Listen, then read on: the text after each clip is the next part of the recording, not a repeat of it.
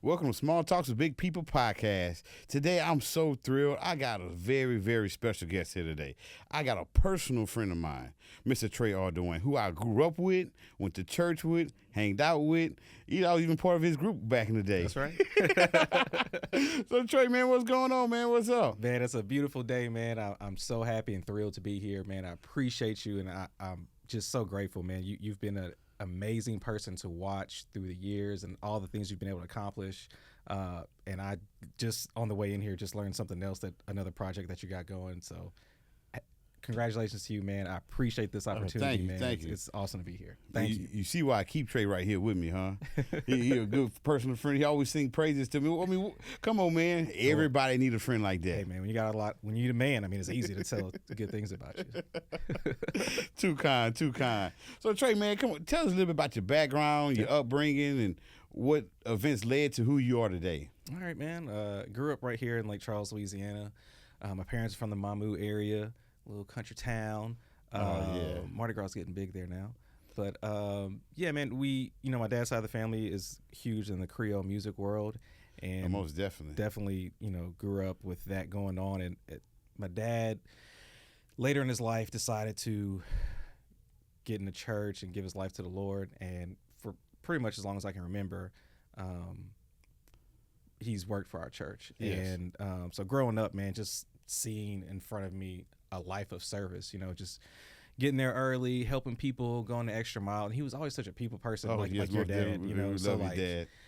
Growing up, I know people don't do that anymore. Like, you stop by people's houses and visit. Like, we were always doing that. And if we went somewhere, like literally, he was going to know 2 or 3 people wherever we were. And if he didn't, for some weird reason, then for sure someone was going to talk to him. He just had this demeanor that I probably have inherited some of, that just seems like, oh, this is a cool person. I can most definitely talk to him about whatever. A side note is my mama, daddy, and your daddy and your uncle grew up across the street from each other.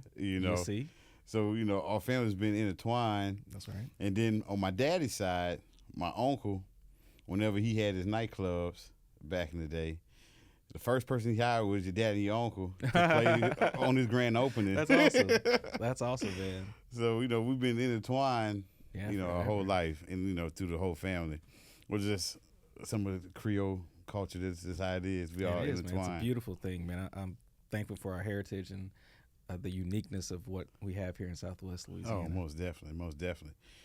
So, as in growing up in church and seeing your daddy in servitude, how did that help you transition to living a life of servitude and serving people and wanting to serve people? Man, I guess initially I didn't even realize how much it impacted me. It's, when you're a kid, you just do what you're told. Yeah, of course, back then. Not like it is today. Sure, yeah, man. So, yeah, I just was doing that, and growing up, like literally when the church built the property, they didn't have the money in the beginning to pave the driveway, right? So it was gravel. So my dad would have us get there super early before church, and just so that people wouldn't come in their Sunday best and drive down this gravel road and dust is flying everywhere and you get dirty, your car gets dirty. He would have like a trailer that had a tank truck on it, a pump truck basically. And he would be on the back of this trailer watering like a big water hose so the dust wouldn't fly. Oh. My sister's sitting, and we're like, I don't know, 8 or 7 something, 10 maybe. No. She's sitting in the driver's seat. I'm on the ground doing the pedals, going, speeding up. It's a heavy trailer, and that's how we just so stuff like that. Yeah, man. So like, okay. You just grow up doing things like that, and like I said, man, he's always just been a positive. And my mom is like the most, very similar to your mom again. I know I keep saying that, but like just the sweetest, kindest. Yes, like, most definitely. Loves to cook for people. Like overly will try to help you with anything as far as like food and shelter and like, oh, do you need this? Oh, here's these, I got this clothes, and just, oh, I saw this out of you, and blah, blah, blah type of person. So I guess I just translated naturally. I've always had some type of personal sales type jobs. I worked at Wendy's, was my first little job. Okay. Actually, I worked at the church. So I worked at the church for a summer, but I wasn't a great physical laborer, so my dad didn't let me stay. Then I worked for a church. I worked at Wendy's. A lot of in the front with people, and I like people, man. I enjoy good conversations. I like getting to know a little bit about people. And then I was a server at a restaurant, and then they abruptly closed. I'm on my way to work and got a phone call and said, "Hey, man, it shut down." That was Cheeseburger. So they had a goal, and they didn't hit that goal. Yeah, and we know that happens in business. And I'm sure they knew better. It just wasn't communicated. I'm a server, so whatever. And so that abruptly stopped. I call my cousin Lyndon, and we ride. He's like, "Well, man, I'm like, what are you doing, bro? It's like my job." I don't know why. I mean, I've always played music. Well, at that time, I was playing music full time, and that was something my parents stressed, was like, you can do that, but you're always going to have a real job. Yes. So I wasn't freaking out, but I was kind of bummed about it, So he's like, well, I'm on my way to the store to get a stylus for his cell phone. This is a long time ago. And we go to the Sprint store. A friend of ours is working. He's like, what y'all up to? I'm like, oh, man, I just lost my job basically today. And he's like, oh, man, we need a host. I was like, okay, cool. Well, I'll apply, So I get home, I ask my sister, hey, can you help me with a resume? She's like, yeah, here's mine. Now, my sister, band roll, scholarships, sorority, played sports, all that, right? I was just the little weird kid that played music sometimes and that was it. That, right? So I'm reading her amazing resume, and I'm like, I can't put any of this down, So I'm trying to find what can I say. And, she said all these organizations. So I was like, I go to church. So let me just I go to Christian World. So I'll put that on there, get an interview. And the manager was like, oh, you go to Christian World? I go to Christian World. And I'm like, oh, you do? And she was like, yeah, bro. So long story short, I get that job. And then, went into sales there and did that for a while. People, in sales, people get promotions. They move on. I say, let me apply for this management position because why not? But I was a sales manager, but I wanted an assistant manager position, and the assistant managers were trying to become store managers. Yes. And long story short, they were like, we're not telling you no, we're just saying not right now. And man, that really hit me pretty hard. I was really upset about it. At this time, how long you was there? About 5 years, okay. About 5.5 years. And at that time, a speaker came to our church. His name was Dr. Dave Martin. He wrote this book, 5 Traits of the Greats, and which is odd because I never read. But for whatever reason, I bought the guy's book. And in the first chapter, he's talking about Tim Allen was the first person he's talking about, and being in jail and how he came out of jail and did comedy. And the line that stuck out the most was, you have to change your life to change your life. Most definitely. And I was like, man, okay, so if I want to do something better, I'm really going to have to get out of my comfort zone. So around that time, a friend of mine had left Sprint and moved to the bank, and it was like, hey, man, we need somebody.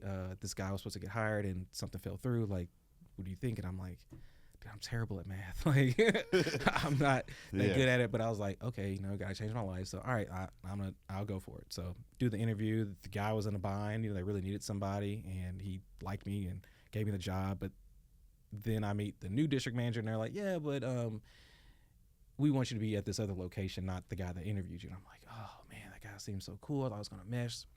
Put me with a brand new manager. And this guy was just a godsend, bro. He just opened up to me and just let me. And that was at Chase. This was at Chase Bank. And he literally encouraged me, was like, hey, I want you to be a small business specialist. And I'm like, dude, I'm trying to get through this, please. He's like, no, you're gonna be great at it. So I'm like, okay. So he sends me these trainings. I start doing that. I'm like, okay, I think I kind of got the handle on that. And it was great, man, because I got to meet so many business people in our area and hear their stories. You're opening accounts. They take a long time, but you're asking qualifying questions to know which products to put them in. But honestly, they're just telling you their story. Most definitely. There's always a common theme. One being, you might have known this person from a store, like them, they have a certain business that they're known for, but then you learn through that process. I learned that they have multiple investments. They do some real estate. They No, most do definitely. They all got their these hands things. tied in a lot of different stuff. Similar to somebody else. Yeah. I know. So that was great, man. I got to meet a lot of people there. End up moving up in there and start doing private client, which is like, you know, the best of the best clients and trying to help them out. So I'm doing that, and I got really good at that. And I remember a manager telling me, a different manager, hey, man, like, you're really killing it, like your commissions and everything, like you're doing so great, like you're going to make more than I am this year, like, you know, blah, blah, blah. And I was like, oh, wow, really? sweet. That's cool. That's a blessing. But then I'm starting to think, so if I'm doing these, and we're talking, you know, multi-million-dollar deals where I'm bringing in through deposits, through investments and all this different stuff to the bank, and I do get that commission, right? But the next month, I'm at zero. Yes. It's wiped out. Wiped Gotta out. go do it again. What have you done for me lately? Yes. Starting all over. So I never forget it, man. A lot of things happen at the bank. I'm gonna tell you something else here in a second, but we're doing this account, and it was a lady, and you know, we're getting there, and my financial advisor's doing his thing, and like I'm totally zoned out, and I literally cannot stop thinking about, I need to do something else, because like I'm good at this and I'm great at it, but like I don't feel like I'm getting and keep up that pace. To keep up that pace, and it was tough, man. Like it's like Charles, you only got X amount of business, and once you kind of make your rounds, right. There's nothing new really popping off like that. And so you know, backstory to that, like I'm hustling to do this. Like they did spend a lot of money on getting leads, if you will, or like trying to get you information, but it's a lot of cold calling, people I've never talked to, or maybe somebody that just has a credit card, or maybe they just have an auto loan. Like they don't know who I am or anything like that. So I'm hustling to do what I'm doing, you know. And anyway, so we finish with that person. The person walks out, and like I don't even know, she's totally out of the office before I looked at the financial advisor and was like, I gotta do something else. And he's like, what do you mean? I gotta I'm get like, out of here.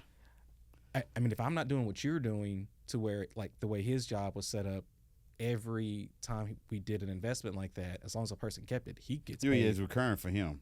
So he all right. So he's doing good.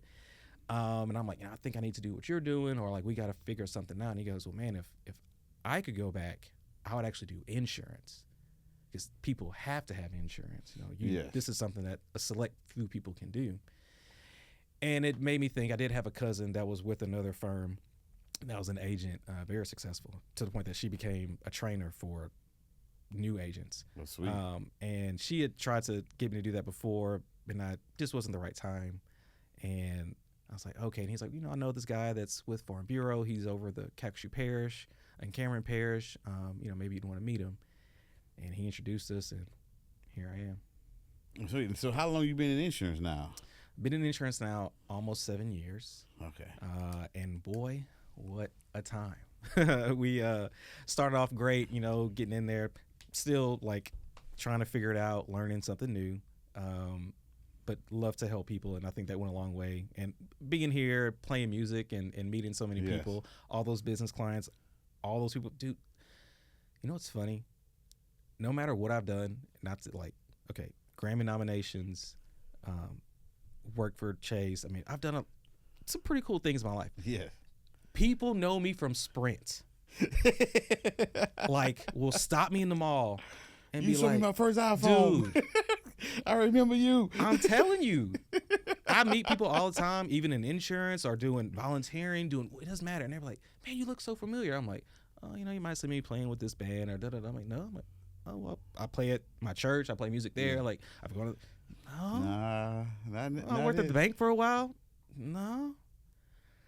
Yeah, then I'm like, well, you know, I used to work for Sprint. Yeah, man, I thought you looked familiar. Da-da-da. I'm like, jeez, dude. So, yeah, man. But anyway, all those things were just steps, you know, that looking back now, it's easy to see like, wow, each thing like set me up for the next level now. But at the time, you know, you just feel like, this is what I'm going to do, and I'm happy. And at each job, I was very happy, you know, at the time. Like, when I was at Sprint, like I said, I'm going to just keep growing in the company, moving up, and I thought that was going to be the thing, and then got to Chase, and it's even easier to move up, and did get some promotions, and was like, I'll probably do this forever, and then till, you know, things kind of changed. But that theme of you got to change your life. To change your life, kind of kept echoing in my mind. And so ultimately led me here, man. But I'm here now. Been there about 6 years. We've had hurricanes. We've had storms. We've had floods. ice storm. We've had ice storms. Now we got tornadoes. We have tornadoes. We now have the highest. So inflation, if you don't know, has hit auto insurance harder than anything else. Like anything. Like No, I we're didn't know up that. 20. I'll tell you the exact stat. 22%. Oh wow. Okay. So the next closest thing that Then inflation has hit is rent, and that's at 5%.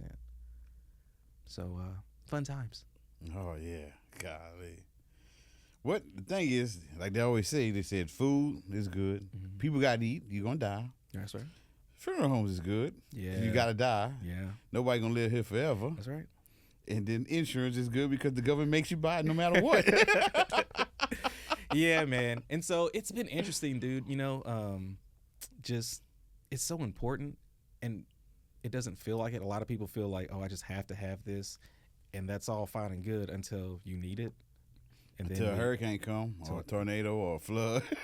And it's serious, man. I mean, you know, so obviously there's risk on my part when I'm making professional recommendations to people about this is what you need. You know, we have to be very careful of how we note and document that, because, you know, sometimes people are in certain situations, and I understand that, and you may make a decision based on budget. You make a decision based on feeling like you have a sense of control. And I always try to remind people, man, like we can choose, especially today.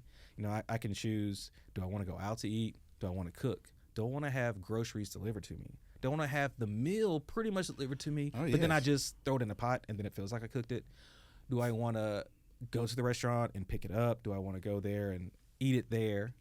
But we can't control, right? We can choose, but we can't control. We can't control what the chef actually makes it. I might order it one way and they might bring it out some way different, you know. And so I try to remind people of that, especially when it comes to insurance, because again, they're like, man, I think I'll be good. You know, if that happens, I'm gonna be. I'm like, okay, man, You're risking it. You're risking but it. listen, let's just remember that, you know. So it's an interesting job, man. You see people at great moments, you know, marriages and had a child, buying my first home, but then we also see all the things you just mentioned, you know, death,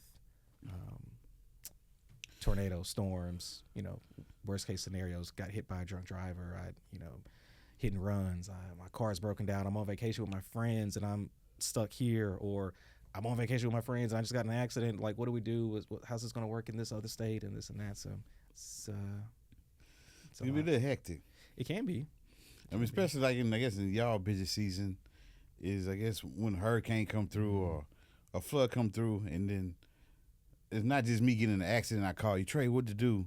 That's fine, but you got 100 of me calling you, Trey. What we gonna do?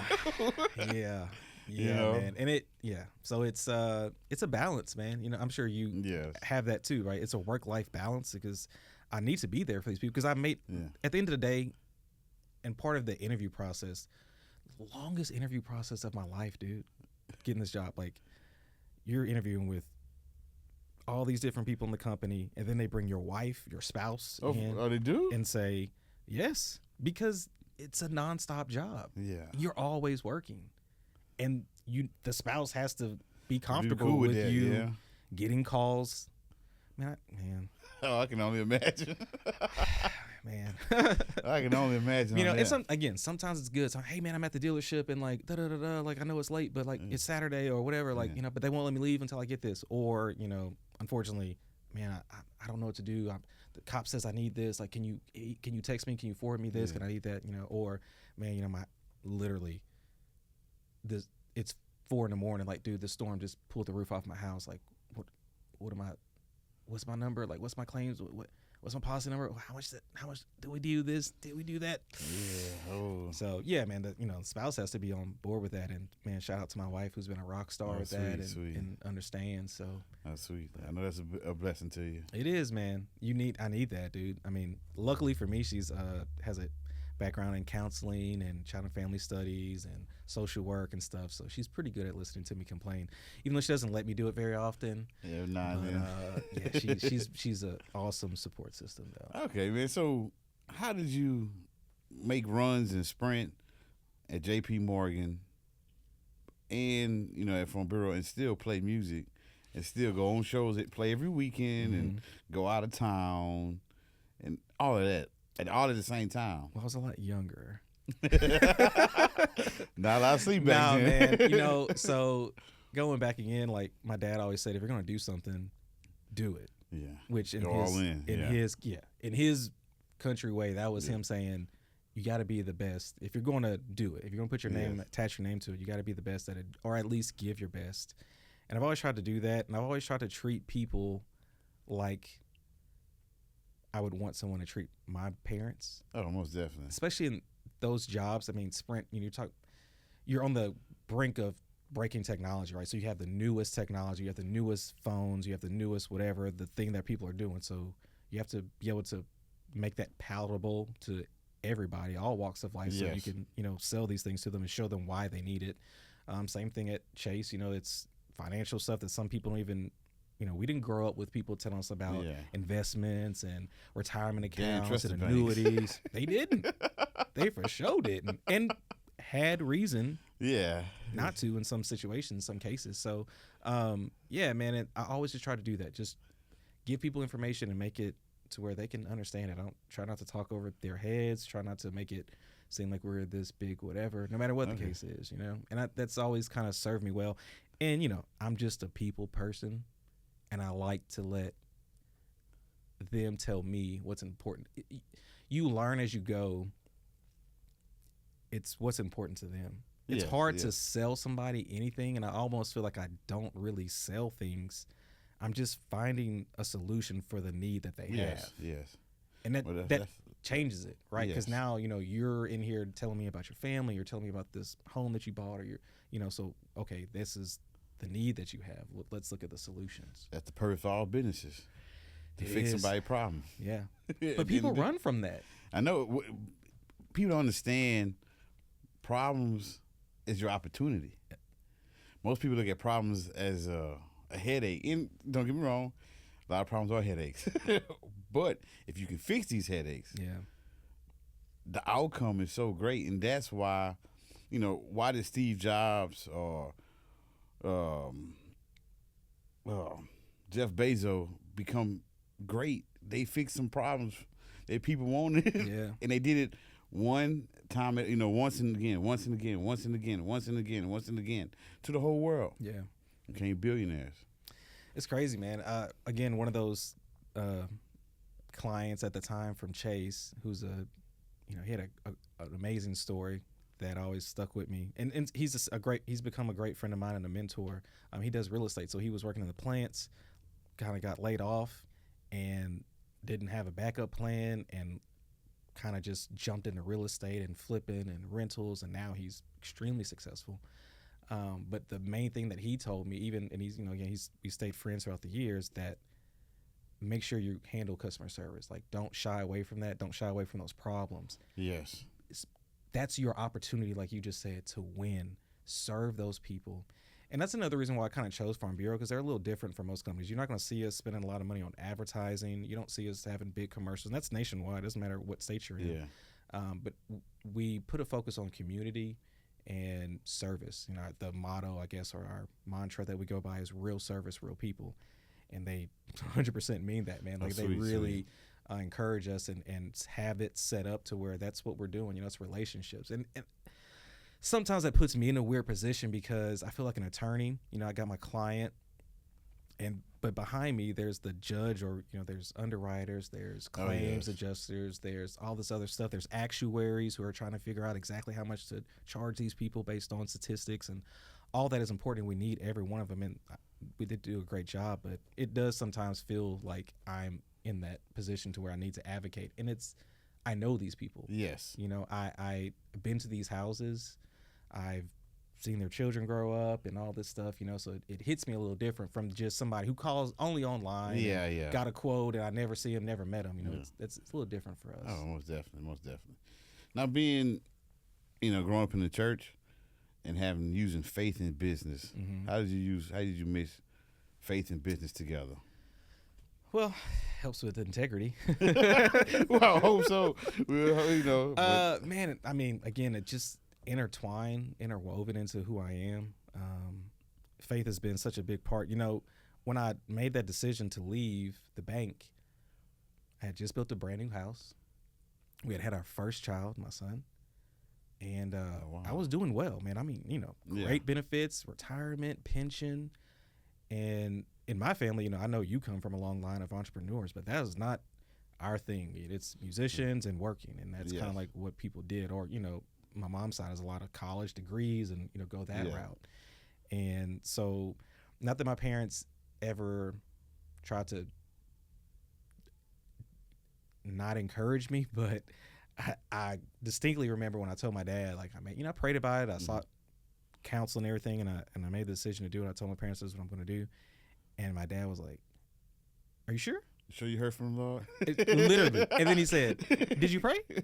I'm like, "Yeah, I did, Dad." And he was like, "Okay." All right. And let it go. So that's been talk about stepping out on faith, betting on yourself and all that. And which, again, that was another theme that I heard so much from those business clients at Chase, was that some of them tried to do both. They tried to start a business at night or, work my day job and do something like that. And I know, we know Derek, and I know that was kind of his story, like slowly kind of doing both.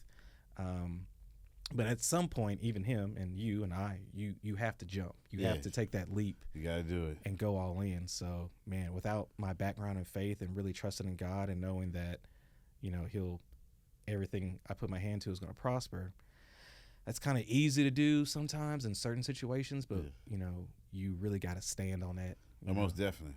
If you're going to do something like this and step out on business. So, man, I've prayed with clients before, man. I just can't. That's just who I am, man. I'm a church kid, bro. Like, we grew up there, man. Like under the pew, sleeping there, like, dude, revivals. Weeks on end, there day in and day out. I can't get away from it, man. I already know. You would see that in my playlist, because we're gonna go from hottest hip hop, R&B, the gospel, to rock, to punk, to everything, Zydeco and everything in between. So I just, it's all in there, man. I can't get away from it. All right. So look, Trey, I like to give you my hot sauce. So this is gonna Small Talks Big People hot sauce coming soon, but this is gonna be this put you in the hot seat with the hot sauce. I get to ask you, a little dangerous question. I think that what most people think about insurance is insurance really a fraud? And why I say is because you have people who pay their whole life and never use it, and so they just gave tens of thousands of dollars away, hypothetically. And then you have people who pay, and this so happened, bad luck strike, and they never get what they really need. What you have to say about that? Wow, what a question. Thank you so much. Do my political thing. Thank you so much for that question. That's a beautiful question. And, we've got a plan for that, and we're going to give you the answer to that. And I think you're going to be very impressed with the answer, because it's going to blow you away when I give you this answer that I'm going to give you coming up in just a second. I'm going to tell you something that you've maybe never heard before. It might be the best thing you've ever heard. Is that going to work? No? Okay. No, man. Wrong company. You got. And honestly, dude, if I'll the wrong company. if I'll be honest, man, during the storms, I 100% ask myself that question, because I'm seeing this play out in real time. Coming in, obviously, it's here and there. You have a claim, and it's always taken care of. But during the storms, it's, man, people come in your office in dire need, and I can see that. I will say that it's not for sure. I know I can't speak for every company, and there's as you know, there's two sides to every story. So a lot of times what you're hearing is people had an opportunity, and I'll say this: these are important decisions, right? When you're looking at insurance, it's worth your time to really sit down with somebody and make sure that what you have is what you need. People are always presented with options. We're going to offer you, why would I not offer you the very best product that gives you the very best protection? It costs the most. Well, yes. But the best thing for you. Why would I not offer you that? I would be foolish not to offer you that. Yes. So we always offer that, but I think, again, sometimes people are going to make a decision based on their budget, temporary feelings, whatever the case may be. Maybe they're not reviewing with their insurance agent. Maybe they got a policy, they added on to their house, or that, you know, they got life insurance and they ended up getting married, they bought a house, they had another child, and they're not communicating. So that's a part of it too. But man, I'll tell you what, I've had clients. I had a client come in November and died in February. Oh, wow. And his family came in shortly after that. It was an elderly gentleman, very nice guy. And was like, hey man, like, did he have life insurance here? And I pull up his file and I'm like, nah, he told me he had it somewhere else, you know? And they're like, well, where? And I was like, I don't know. I'm not sure. Yeah. So that changed how I personally handle business. And so now I make sure that we discuss all these things, and I know. And to the point when I sell life insurance now, I give that person the opportunity to write to your beneficiary. Okay. Take this card and you write, I did this because Dad loves you, Dad cares about you, whatever it is that you need to write. You know what I'm saying? Most definitely. I've also had to be there, man, when, you know, people lost children. Oh. And no amount of money is going to take away that grief. Yeah. And the emotional stuff that comes with that. But it's better to walk in there with that check than to walk in with nothing. Flowers. Yeah. Potato salad. Yeah. And some fried chicken maybe. So no, man, it's definitely not that. And I think if you dig a little bit deeper and you ask those family members the hard questions, I have a cousin in the same situation, and you know, he chose a product that gave him an option to change it in the first few years, and he chose not to take advantage of that option. Again, maybe that's on the agent for not communicating, not giving them the opportunities to do it. And then something happened in his health, and now he's stuck. Now you can't, you know. So he's one of those people that might feel like, man, I paid for this, and you know, it's not even gonna help me. Yeah. You know. So it's always two sides to it, man, and it's tough, bro. You know. I can only imagine. It is, and I definitely learned a lot. I won't sit up here and act like I knew everything when I first started, but for sure now, since what we've been through here in our area. So what would you tell the people Again, to help them with their insurance policies? To every 3 years, maybe go check it. Every year. Every year. And things change. In this technology world that we live in, things are happening too fast, you know. And some of these companies that, you know, you can buy a car and just send a message and they switch stuff for you. But you need to know, you need to talk to someone. Did everything switch? Is my towing still on there? Did my deductible stay the same? What does that deductible mean? What is a comprehensive deductible? What's a collision? What falls there? You know, that's going to make a decision for people whether I drive through this flooded street. Yeah. You know what I'm saying? Like, if I understand how that's going to affect my rates in the future, what deductible I'm going to pay, then I think that's going to play a big part in that. So first of all, communicate as best you can. You know, every year you should be trying to review, and it's not sexy, bro. It's not fun. You know, nobody wants to probably do that, but it's so necessary. It's necessary. It's part of being a grown-up. And then secondly, really understand the products that are being offered. You know, the saying, you get what you pay for in insurance is usually 100% accurate. There's some cases that somebody is just selling something that, wow, man, I can't. I'll love to tell my clients that, hey, man, I can't beat that at all. This checks all the boxes. Go for it. You know, I don't mind telling people that, but most often there's a reason for that. Yes. You know, so we got to be mindful of those things. When it comes to life insurance, man, I'm just so passionate about that. Again, I was telling you earlier, another reason that made me switch to this, when I was at the bank, Hurricane Harvey had passed. So that's people coming from Texas a lot with flooding and stuff like that. And so they're getting all these insurance checks. A lot of their mortgages are with Chase. And so we're endorsing those checks for them, right? And so it wasn't uncommon practice. I mean, that was happening a lot at that time. Well, this lady comes in, she looks very, very sad. And the representative was like, hey, man, this person needs to get a check endorsed. I'm like, okay, you know, saying we've been doing this a lot. Lady comes in, hands me the check. I'm like, hey, how you doing today? Blah, blah, blah. And she's very solemn and whatever. Look at the check. It's for like $1,200. And I was like, oh, so is this Is it? for the flood or whatever? And they're like, and I don't want to bore you, but her husband died in our house under some unfortunate circumstances, and that was the money to clean the carpet, and that was all they had. Oh. Main breadwinner, handled all the business, you know, and so now this person's life is flipped upside down, and all they got is $1,300 or $1,200 to fix the carpet, so that stain's not gonna be there. So again, Oh man. I know, man, but I mean, listen, the good news is we can do something about that. Yeah. If you don't want to We be can that avoid lady, that. We can avoid that. we can avoid that. Yes. We can do something about it right now when we're able to. And again, it goes back to that when we can choose and when control, and understanding that, hey man, there's just some things that I can't control. Okay. You know, and so let's make the decisions. Find somebody that you can vibe with. You know, you don't have to stay, especially. Man, listen, these days people switch things so much. People switching phone companies, you know, restaurants. I mean, you can't, God forbid, you look on our local restaurant page. I mean, there is no good restaurant according to them, you know. So people change things a lot. But, man, find somebody that you can trust and that you believe in, that's a professional, that can give you some good advice. And that's not just going to sell your product. I don't do that, man. I'm not a cashier in that sense. You know, like you can't just walk in there and tell me, I want this, this, this, and this. You can. I'm sorry. You can tell me those things, but that's not how I do it. You know, I don't walk in my doctor's office and say, I want. Yeah.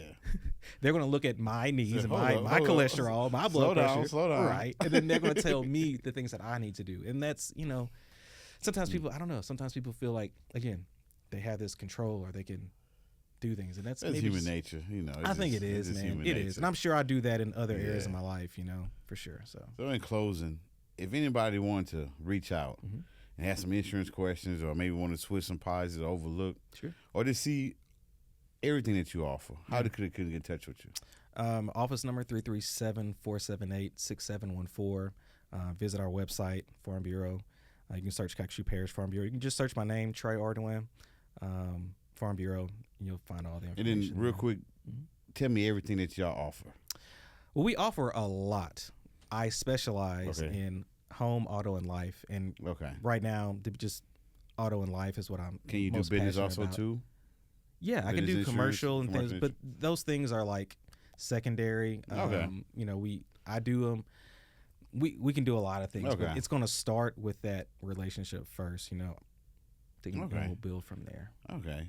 And real quick, I'd like to thank my sponsors for today's episode. I'd like to thank Bayou Tech. Anything you need, digital marketing, spacing, commercials, anything, you can look up Bayou Tech. Guillory's Famous Foods, Creole style cooking. If you need anything catered from one person to 1,000, that's the people to call. Executive Builders, we specialize in building small and commercial building. And Lake Charles Farm Bureau. Hey, before we go, I did bring you something. Oh, sweet. I love it. I love it. There where you can get out there and cut the competition. Oh, put that in there. Hey, look. Just a little something, man. We slicing up. We slicing them the up. Competition. Baby. That's right. Thanks. Tune in. Give us a thumbs like and subscribe if you can. Thank you.